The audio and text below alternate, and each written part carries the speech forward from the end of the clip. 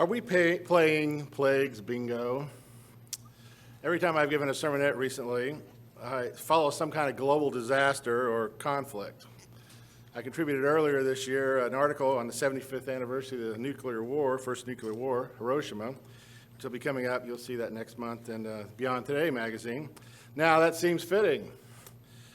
Here's the bingo rundown thus far, in case you want a reminder. In January, America and Iran attacked each other. The president got impeached. First coronavirus case was recorded in America. The United Kingdom withdrew from the European Union. In February, the presidential Democratic caucus in Iowa blew up, and in Australia went on fire. So the whole continent started burning. In March, the coronavirus was finally declared a pandemic. Italy locked down its entire country. In April, coronaviruses worldwide topped 1 million. The U.S. economy crashed. The U.S. went overnight from workforce shortages to record unemployment. In May, we had the race riots, and ground beef went to $8 a pound. So today, overhead, and thankfully had some rain, so perhaps we haven't seen it yet, but we are now prepared to experience the Sahara Godzilla dust cloud. So as my grandmother would say, July, please come in here like you've got some sense. All of this, of course, reminds me of a story. This one goes back when Ronald Reagan was president. It took place during the Feast of Tabernacles in England. And the feast site there was on the coast of the English Channel, located in what the British would call a caravan park. It's a mixture of trailers, what the British call caravans, and small cabins. Pretty simple fare. If you wanted hot water, you had to put 5 or 6 shillings in a meter to heat the water up, so you had to get up about an hour early if you wanted a shower in the morning. The cabin had small kitchens, and on the last day of the feast, I invited a number of British widows to come over between services and have lunch. They all gratefully accepted in a very classy manner. So when they arrived in my small cabin, I did what any host in Britain would do. I offered to make them a cup of tea. I figured I'd been making tea all week, so I was up to the task. To their credit, the British widows all good-naturedly swallowed hard and said, of course. They would allow this uncultured American to have a go at a major British institution. Those of you who've been to England know what I'm talking about. There's a whole sophisticated sequence to making tea in England. The water has to be heated just so, and the pot and cups warmed up, and so forth. Variation is not permitted. So as I prepared my version of British tea, I could sense a certain degree of tension was heating up. In fact, it would not be an overstatement to say these ladies were starting to quiver. Things got worse as I heated up the cups and prepared to assemble the tea leaves in a little wire mesh container. When I accidentally dropped the container into the teapot, I heard an audible gasp behind me. I thought maybe I should engage them in preparation. So I turned around and, seeing barely concealed looks of horror, I said, I'm having a bit of trouble and challenge in preparing your tea. Would you kindly care to assist? Of course, they all instantly chorused. Simultaneously, they all rose as one. Gently pushing me out of the way, they collected all the cups and the pot of tea I'd been preparing and dumped it all out in the sink. Then they threw all the wet tea in the trash and completely started over. Sort of like what we're going in 2020 today, these British ladies had learned how to survive in all kinds of major challenges, including a then 30-something Yankee making some kind of abomination that he called tea. As the lunch progressed, I got to the main point of what I'll talk about today. I learned that all these ladies, who were very quiet and proper, they had all gone through the London. They had all experienced the near incessant bombing of civilian targets by the Nazi German Air Force. I thought that was amazing back then when I first heard it, but I was recently very humbled to read this newly published account of how people all over Britain survived the London Blitz. It's called The Splendid and the Vile. It's a terrible name, but it's one of the best written books I've ever read. Darius McNeely was recommending it, and his if you had to do something when you were locked down, and I bought this and read it, and it was fabulous. So to summarize a couple of things from that, 1940, after France fell, nothing seemed to stand in the way of a British invasion. It was clear the United States was going to do absolutely nothing. As Churchill came to power, he fully realized that England was going to have to stand it alone. France had just fallen, and as he said, the Battle of Britain was about to begin. In 1940, the Germans started planning this feared invasion called Operation Sea Lion. So all summer long, the Brits got to watch it. They could see a slow building up of landing craft on the French coast as the Germans prepared to execute their Führer's Directive Number 16. But something happened. Hitler was convinced that Russia would break their secret agreement and attack them sooner than later, so he decided to attack first, which would require all their invasion capacity. So it fell to the German Luftwaffe to soften up Britain. They wanted to massively bomb, at first, military targets, and then hopefully force Churchill to capitulate and the British to sue for peace. So beginning in September 1940 and 1941, following the initial Battle of Britain between the British Spitfires and Hurricanes and the German airplanes, the Germans began to fly thousands of bombers over English and Scottish cities, eventually killing more than 43,000 people. They burned or destroyed billions of dollars of buildings and infrastructure, including priceless, centuries-old churches and facilities. Of those killed during that time, 5,625 were young children. It was a war of terror. Several cities were mercilessly bombed, including the nearby harbor of Portsmouth, just a few miles away from where we were having the feast. It's hard to imagine as we sit here, even in tranquility, even though we're in the middle of a crisis of various natures. But in that initial blitz, there were 56 bombing raids in 57 days, beginning in September, continuing in October. Then they developed new technology, which was very scary, about how they were able to direct these things at night through a radar beam, and they started bombing at night. It was unrelenting terror. So I ask you, have you ever thought what it's like to be bombed? You might have a few minutes warning, but the terrible screech of the following bombs, followed by explosions and concussion waves that rolled and rolled, that left one's heart and ears fluttering, and you felt it in your chest, and it made you weak. Then came the stench of cordite, the massive dust of hundreds of years of settling in centuries-old buildings and homes, and then the fires, and then the loss of power, and then the screams, and then the people crying out for help as they were buried in the rubble. Happened night after night for months. It was horrible, and it came close to success in breaking the will of the English people. But the British, aided by the incredible leadership from Winston Churchill, stood fast, as this book tells you in great detail. They even brewed tea in the underground shelters in London as both an act of defiance and of comfort. After the war, many recognized Churchill as the man who made the difference.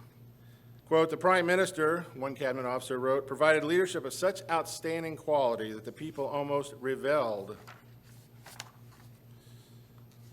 in the dangers of the situation and gloried in standing alone." Top cabinet secretary wrote, "Only Churchill had the power to make the nation believe that it could win." But Churchill didn't buy it. He said, "I never gave them courage."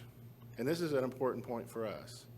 He said, "I was able to focus their courage." As the author concluded, Churchill taught the British people the art of being fearless. So what about us today? In the midst of crisis after crisis, have we learned the art of being fearless? When we see people destroying the cities they live in, when we see people wage war against the very principles of the Bible, when we see the high court of the land declare that the definition of the man and woman is subjective and not biblical, how do we react? In the time remaining, we'll talk about a remarkable Psalm of David that gives us some clues on how to achieve this. This particular psalm is considered a teaching psalm, or what is called a wisdom psalm, as it, instead of many lines of praise to God, it contains line after line of specific instructions. It is written as an acrostic poem, which each line beginning with a succeeding letter from the Hebrew alphabet, but is unusual in that it has 2 lines for each letter instead of 1. That is a form of unusual emphasis in the Hebrew language, as repetition is a strong form of teaching. So I speak here of Psalm 37. This psalm is thought to have been written by King David when he was very old. Quite a bit is written about David's last days in the early chapters of 1 Kings, and this psalm is congruent with those themes. It writes about in the middle of Psalm when he talks about when I was a lad, and referencing his life, what he had seen and not seen. This psalm is unique. It asks questions that other ancient literature about pagan gods fearfully avoid. The main one is this: what do you do when it seems like the bad guys are winning? Or further, what do you do when a trial never seems to end? The psalm is remarkable because the Bible is plain about the rewards for obedience and the punishment for deliberate sin. But we find out in real life that not all is black and white. Things happen for different reasons. When we see sin prevailing like it is during this plague bingo year, with seemingly endless trials and tests, we can get discouraged. We can even be tempted to break faith and give up. So David addresses those issues, and he provides specific instructions in this psalm. Some of our church hymns, as you know, are based on this psalm. Fret not yourself. Jesus Christ quoted from the Septuagint version of verse 11 to begin his famous Beatitudes in Matthew, when he said, "Blessed are the meek, for they shall inherit the earth." So here are a couple of interesting takeaways. The Hebrew language in this psalm in particular is very interesting. Many English translations, as you know, you may have returned to Psalm 37 already, but they start out with some variation of "don't fret yourself." We don't talk about fret very often in the 21st century, which is a state of being consciously worried or anxious. That's a bad state. We don't like it. Dr. Robert Alter, a renowned world expert in Hebrew I've talked about before, he translated the entire Bible. He did not try to the entire Hebrew Bible, Old Testament. He tried to translate it according to the Hebrew language, not trying to fit any variant sect or belief. But he has an interesting comment about the language in Psalm 37.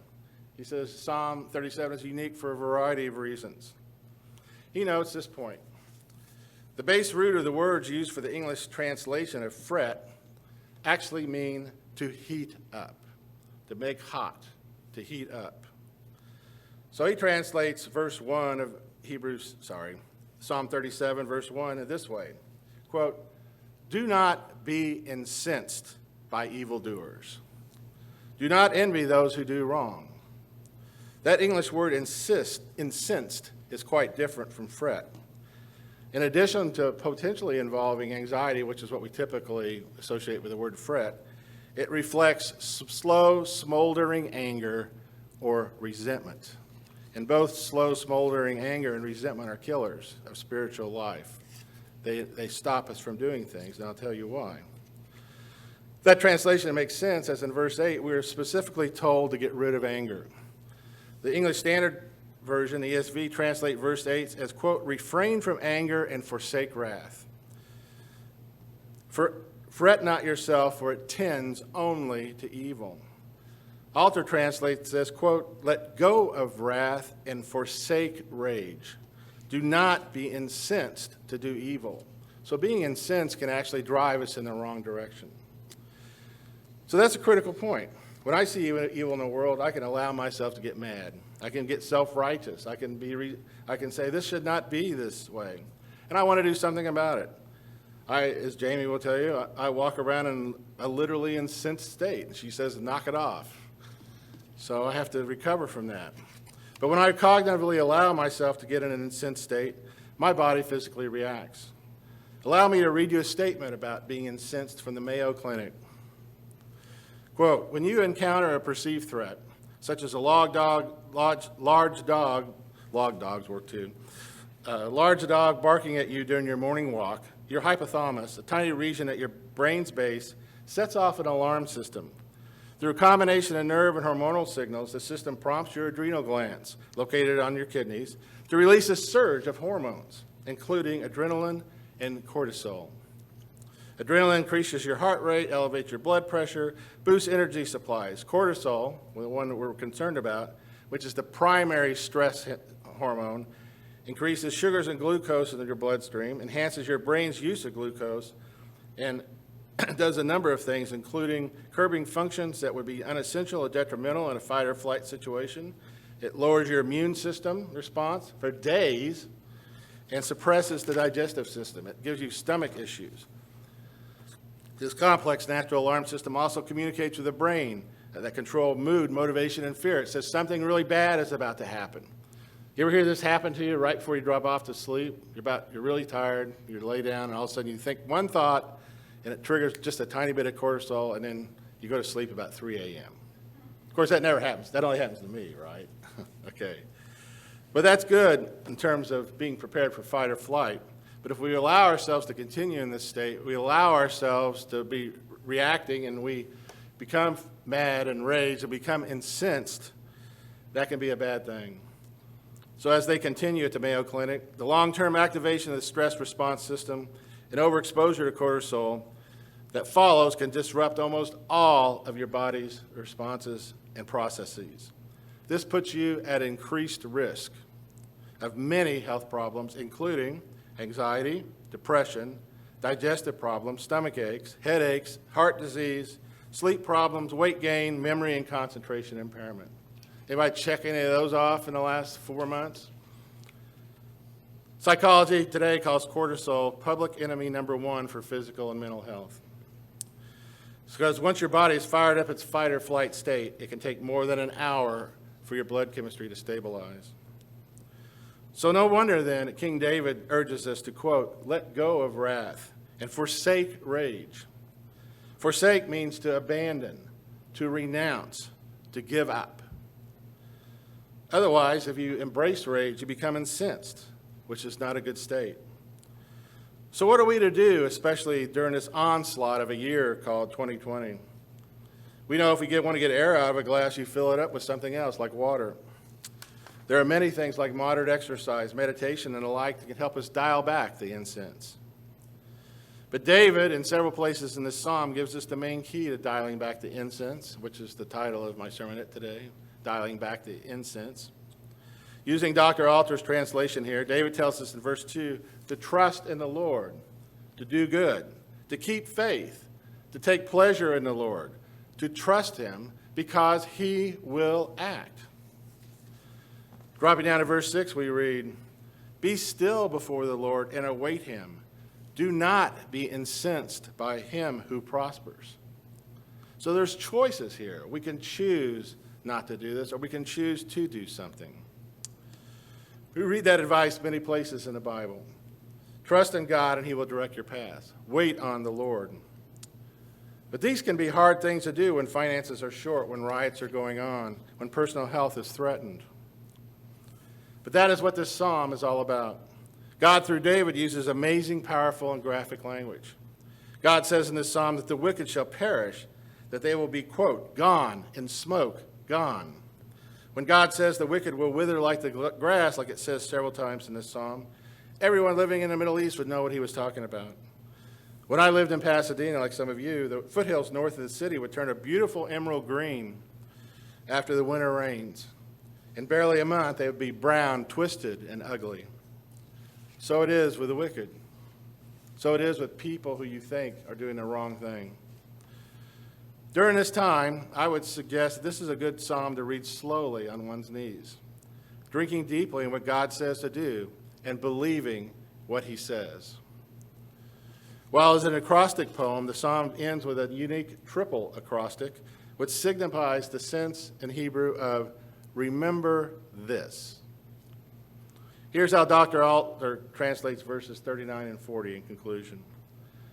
Quote, the rescue of the just is from the Lord, their stronghold in times of defense, their time of distress. And the Lord will help them and free them. These are promises. He will free them from the wicked and rescue them, for they have sheltered in him. This is what we are to remember. So going forward, let's make the choice not to allow ourselves to become incensed. Let's forsake wrath, and let's not get stirred up for the wrong reasons. Let's trust in God and wait for his deliverance. It's time to make some real tea.